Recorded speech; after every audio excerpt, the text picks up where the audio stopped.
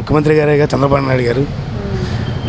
అనవసరమైన విషయాల్లో మనది 10 సంవత్సరాలు అక్కడ ఉండి వదులుకొని వచ్చాడు ఈయన. మనకు రావాల్సిన అప్పుడే తీసుకొని వస్తే మనకి ఈ బాధలు ఉండేవి కాదు. ప్రత్యేక హోదా అవసరం లేదు మనకు రావాల్సిన వస్తే చాలు. ఇవన్నీ వదిలేసి ఇప్పుడు కపట నాటకాలు ఇవన్నీ కూడా వాళ్ళిద్దరూ, అతను కూడా రేవంత్ రెడ్డి గారు కూడా టీడీపీ గతంలో, ఇద్దరూ కలిసి ఏదో విషయం మాట్లాడడానికి వెళ్తున్నారు కానీ ప్రత్యేకంగా ప్రజల కోసం అయితే కాదు ఇది.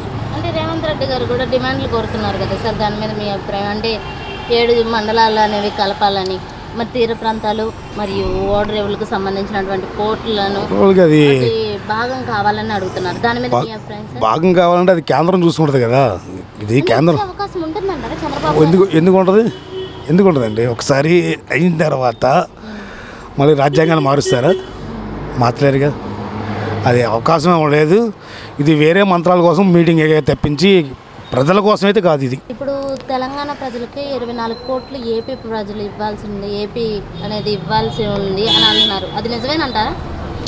ఏపీ ప్రజలు ఇవ్వాల్సిందంట. విభజన జరిగేటప్పుడు ఏపీ 24 కోట్లు ఇవ్వాలి అన్నప్పుడు కేసీఆర్ గారు సార్ అడగలేదా? అప్పట్లో లేనిది ఇప్పుడు ఎందుకు వచ్చింది? అసలు అప్పుడే అడగాలి కదా. ఉంటే అప్పుడు లేనిది 10 ఏళ్ళ తర్వాత మనకి ప్రత్యేక హోదా కావాలనుకున్నప్పుడు ఇవన్నీ ఎందుకు వస్తాయి అంటే ప్రత్యేక హోదాను తొక్కడానికి, ఎంత ఏపీ ప్రజలకి అన్యాయం చేయడానికి. కేసీఆర్ గారు ఓడిపోవడానికి కారణం ఏంటి?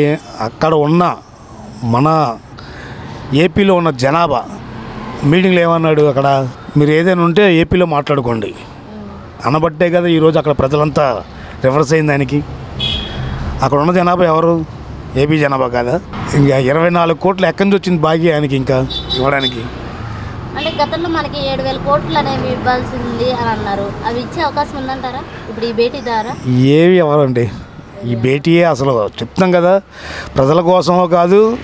మన ప్రత్యేక హోదా గురించి ఎవరు మాట్లాడేవాళ్ళు లేరు. ప్రత్యేక హోదా గురించి ఆయన మాట్లాడే అవకాశం ఉందంటారా? ప్రత్యేక హోదా గురించి మాట్లాడండి. ఆయన ప్రత్యేక హోదా గురించి మాట్లాడు. ఇప్పుడు ఇక్కడ గెలిచడం కారణం కూడా ఏంటి? 40% జగన్మోహన్ రెడ్డి గారికి వచ్చింది. 45% ఏంటి? 5% కూడా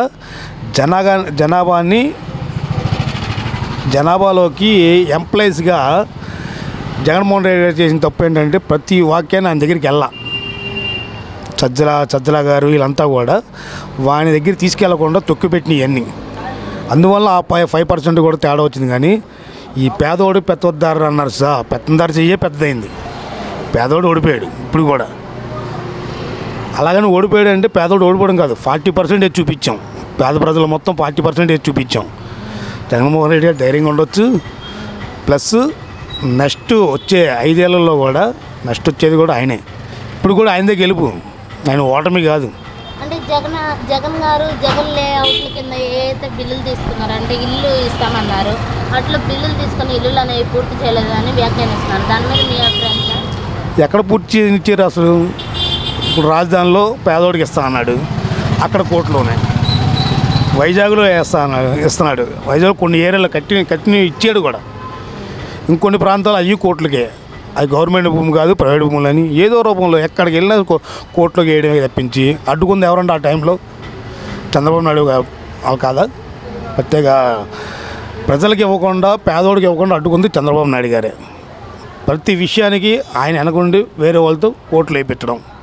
ఇప్పుడు స్మగ్లింగ్ విషయంలో కూడా పవన్ కళ్యాణ్ గారు ఎవరైతే ఉన్నారో ఎక్కువ అధికారంలో ఉన్న వాళ్ళు ఉన్నప్పటికీ కఠినమైనటువంటి చర్యలు తీసుకుంటామన్నారు. తీసుకునే అవకాశం ఉందంటారా? తీసుకుంటే మంచిదే కదండి. అది అందరికీ మంచిది. అది నిజంగా స్మగ్లింగ్లు చేసి జగన్మోహన్ రెడ్డి పరిపాలన జరిగిందనుకో తీసుకోవడం మంచిదే. గత ప్రభుత్వంలో స్మగ్లింగ్ నిజంగా జరుగుంటే చెయ్యండి. స్మగ్లింగ్ అదిగా ఉంటే చేయండి. అంతేగాని ఏమీ లేకుండా బురద జల్లేసి ఆయన మీద ఏంటి ఏదో ఒక ఇది సృష్టించేసి ఇంకా ఇప్పటికి కూడా ఆంధ్రజ్యోతిలో చూసారా, ఇంకా జగన్మోహన్ రెడ్డి గారి మీద ఇంకా తప్పుడు ప్రచారాలు రాస్తూనే ఉన్నారు. ప్రజల్లోకి పంపించడమే ఆయన వృత్తి. రాధాకృష్ణమూర్తి గారికి ప్రజల్లో చెడుని పంపించాలి. గత 5 సంవత్సరాలు ఈయన చెడులు చేయలేదా? మరి ఎందుకు వెళ్ళాడని కోర్టుకి? అంటే జడ్జి గారు ఏమైనా కావాలని శిక్ష చేస్తారా? వాళ్ళు చదువుకున్నోలేగా జడ్జి గారు చూడకుండానే చంద్రబాబు నాయుడు గారు వచ్చారు, జగన్మోహన్ రెడ్డి గారు చెప్పారు, చంద్రబాబు నాయుడికి శిక్ష వేసారా? లోపల వేసారా? దాంట్లో ఇష్యూ ఉండబట్టే కదా లోపల వేయగలిగారు. అది ఎందుకు అర్థం కావట్లేదు రాధాకృష్ణ గారికి పేపర్లోకి? అది తొక్కుపెట్టి జగన్మోహన్ రెడ్డి గారు ఇచ్చేశారు. ఆ చెల్లి ఫ్యామిలీ చేశారు. ఆ చెల్లి ఫ్యామిలీని పెట్టేశారు, విడిగా పెట్టేశారు. ఈ ఫ్యామిలీ బ్యాక్గ్రౌండ్ మొత్తం కూడా ప్రజల్లోకి ఒక చెడుగా తీసుకెళ్ళడం ఆ పేపర్ ఆయన చేసిన పని అది.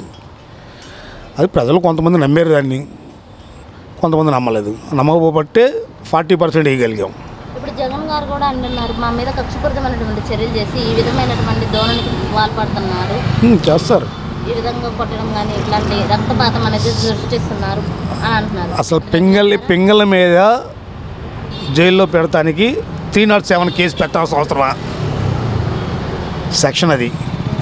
దేని పేరు మర్డర్ చేశాడా? మర్డర్ కేసు పెడతానికి దానికి సంబంధించిన కేసులు బోర్డు ఉన్నాయి, దాన్ని పెట్టాలి. కానీ 307 కేసు పెట్టడం ఏంటండి? అది కక్షపూర్తి కాదు కదా, అది కష్టాదింపేగా.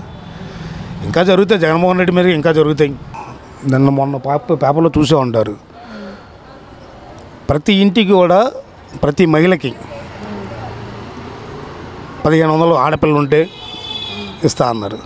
ఇప్పుడు గవర్నమెంట్ స్కూల్లో చదివితేనే గవర్నమెంట్ స్కూల్లో ఉన్న పిల్లలకి మాత్రమే అంటున్నారు. ఈరోజు ఆ రోజు ఎలక్షన్ ముందు ఎందుకు అనలేదండి ఆ మాట? అది మోసపూర్తి కాదు కదా, మోసమేగా చేసింది అది మహిళలకి.